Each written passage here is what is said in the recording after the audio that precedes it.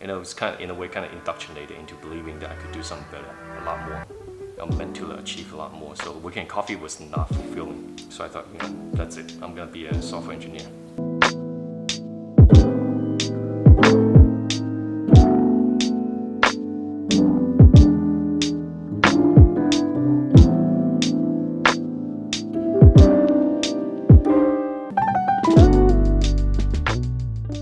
I was working at a coffee shop.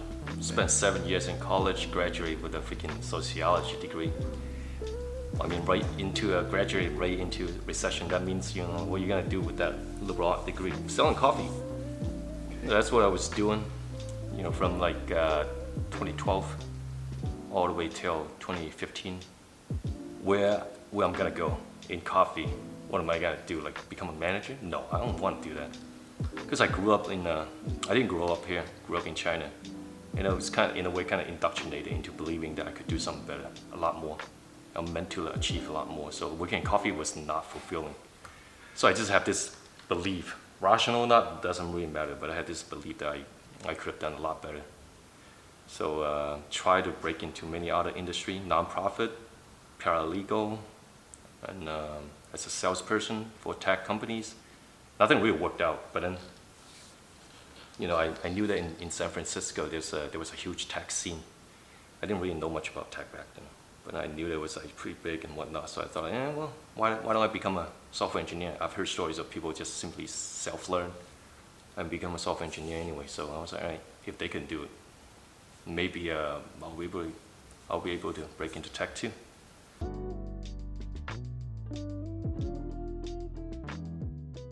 It was around the time when I was working at Union Square in San Francisco selling coffee. Around that time I was right on the edge, like making up my mind to go into tech. I was like all the preparation and whatnot, well, mentally speaking, already ready, but I just need that last push, and then Phil was that last push. So one day, I show up to work a little bit too early, I guess, in Union Square, and I was like, well, I have some time anyway, so let me just walk around that area. So I went to one of the Starbucks around that area, and I saw this one guy, that was Phil, with his laptop open, and then I guess he was coding at that time. I didn't know though, with a black background and a whole bunch of colorful characters on it. So I just asked him like, hey man, are you coding right now? I didn't know anything. All I knew was that like the code editor, the screen and everything with the colorful text and everything looked really beautiful, looked really nice. So yeah. And so we had a quick conversation and whatnot. We met up after that too. We had a quick conversation. He told me that he was also self-taught as far as software engineering goes. And then he had a website, Mafia, something like that. It was re-implementation of Mafia, web-based. And he was making like $40,000 a year at that time. I was making less than that. And I was like, oh my God, man, you have all the free time and whatnot. You're making more money than I do. You're living my life. I need to do that. So that was really inspiring to hear his story. So I thought, that's it. I'm gonna be a software engineer. He was the last piece of the puzzle. He was that last push that pushed me over. Yeah, it was April, I think it was around March or April 2014, so.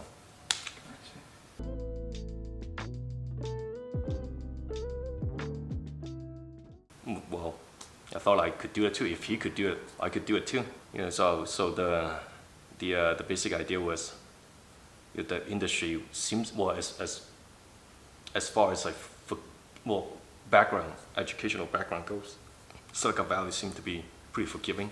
You didn't go to any college and didn't have any academic credential in computer science or whatnot. They wouldn't care. It's like the only thing they care is like, can you get this done?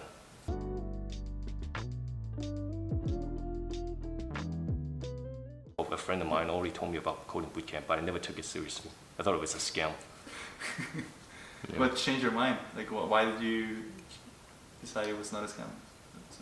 Well, two things. One was that like in 2014 I started to learn on my own, but at the same time I was getting, I guess, a little bit impatient, thinking that it's taking too long to do it on my own. There's so many technology to learn. Like, when am I gonna be able to learn enough to freaking start applying to jobs and make some money in it?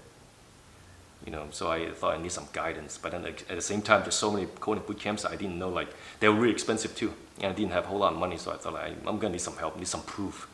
And see which one is good enough for me to go into. I went to Hack just because I ran into a high school friend. He was in my same situation. He graduated from UC Berkeley, but ended up being some sort of like tutor, teacher, whatever.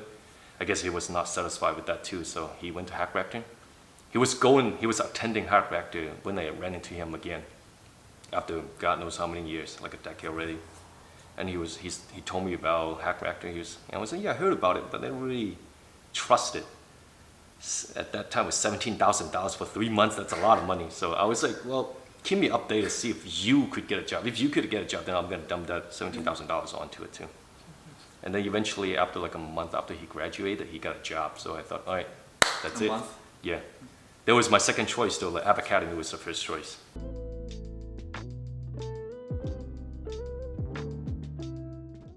Before Hack Reactor, it was App Academy. It was a Ruby on Rails sort of a boot camp. So I applied to them first, and did a whole lot of preparation on some coding practice, algorithm practice site, Code Wars or whatever, I don't remember the name. Did some practice on it, and I thought I was good enough, so I applied. But because no risk tuition model, that meant a lot of people want to try to get in. So to handle the amount of applicants, they just have this policy that we'll give you one chance. Oh. You can apply once and we'll give you 2 interviews. So you don't pass, then you should never apply again. And then that's exactly what happened to me. They gave me one of those like boilerplate sort of like PR, like email saying that, oh yeah, we believe in you. We just don't think that you fit a blah blah blah, things like that. Basically telling me that never, don't apply ever again. I'm sorry, fine. Then you're not the only one around anyway. But applying to a Hack Reactor was not a breezy process. It was not easy too. Yeah, like a whole bunch of people. I heard that a lot of people just simply apply and got in. For like 3 months from not knowing coding, and a couple months later, they got accepted. But for me, oh my God, I have to apply like 3 times. The very first time when I applied, I already knew Ruby on Rails, so I have to learn JavaScript. They were a JavaScript shop, right? school. Learn it, got interviewed, and then the first algorithm challenge was like to re-implement randomness, array shuffling or whatever. Provide a list of like items, shuffle them. So that means you're gonna have to more or less like use some sort of random function. Didn't know that. Didn't know the JavaScript API. Didn't know that actually like the random function was already there, came with it. So needless to say, didn't pass the first interview. It was me though. I feeling really good about my capability because at that time I already had like experience coding. And I apply again. Except this time I asked my friend, my high school friend, he goes, oh, how should I prepare? And he said, well, re-implement every single function in underscore, the JavaScript library with a bunch of helper functions. So I just re-implement vast majority of them, thinking, oh yeah, now I'm ready. So I show up. They have a policy. If you fail the first interview, they'll tell you like when you're allowed to reapply. For me, they're like, well, we'll give you a month. A month later when you can reapply. And that's exactly what I did. A month later, show up again, feeling really good. And they gave me a bunch of, they asked me one algorithm challenge after the other. I went through like 7 of them. Wow. Yeah, and they I still remember the interview where it was like, wow, you're the first one that could actually code out so many of them. Number 7 is the one that I failed, I couldn't implement. So essentially, I think they want to see how far you can go before you fail. So I went to number 7, that's when I stopped.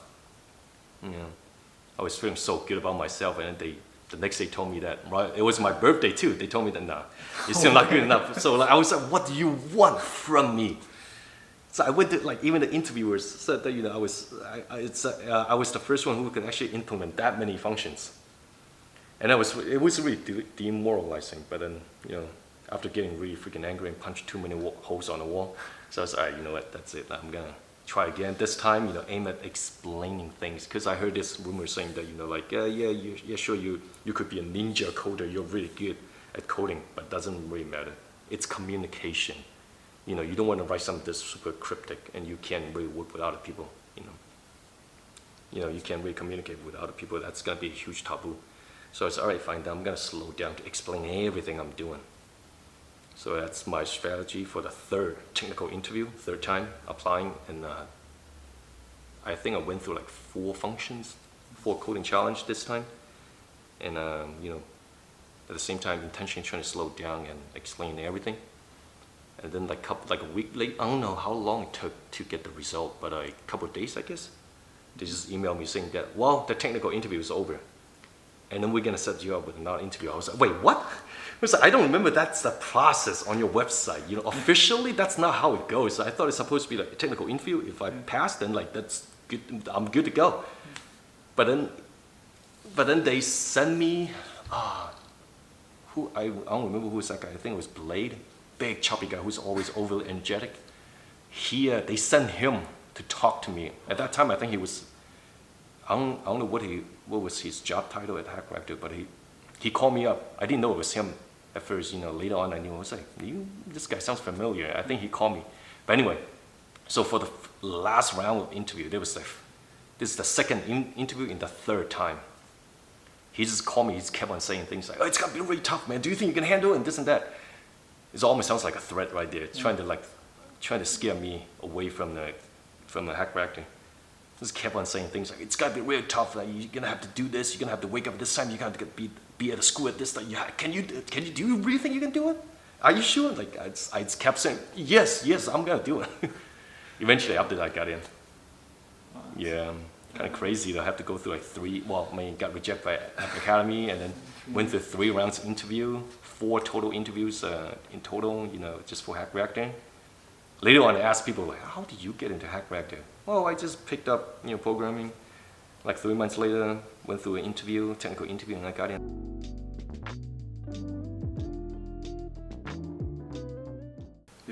Pretty nervous because I have no idea what's going on. At the same time, I was just really nervous, and I got myself the first MacBook, and then set everything up, and then come up with a meal plan every single day, so I don't have to think about it. Just simply follow the meal plan, and just to save as much time as possible, just for the sake of like dedicating as much time as possible to that $17,000 worth of 3 months.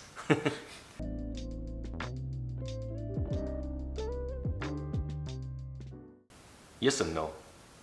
Some of them was pretty tough in a way that, because I like to know as much detail as possible before I do anything, but then they only give you 2-day sprint. So 2 days you dedicate to this one piece of technology, learn it and use it, build something and move on. And I was like, well, I don't know enough, and they're like, that's not the point.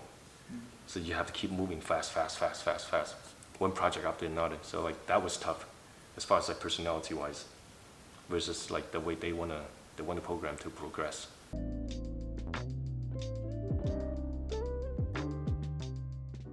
I think it took like a couple of days off after HackRactor. Me and a few people from the same class, we went to Lake Tahoe, just chilled there for like a week or so. And I went back to San Francisco, and I felt, oh wow, the community is gone, because like you're able to keep on every single day for like, think about for 3 months, day in, day out for like 6 days a week, just keep going to the same location, all of a sudden, boom, it's like class is over, survive.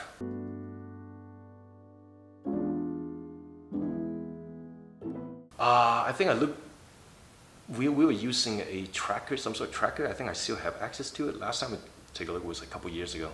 I think I applied to like I don't remember how many, like 200, I guess. 200 jobs, which is nothing compared to what the amount that nowadays people would have to apply to. I've heard there was this guy from a later cohort claiming that he applied to like 1,000 jobs. I was like, in that case, I don't think it's the job's fault, the job market. I think something's going on with you.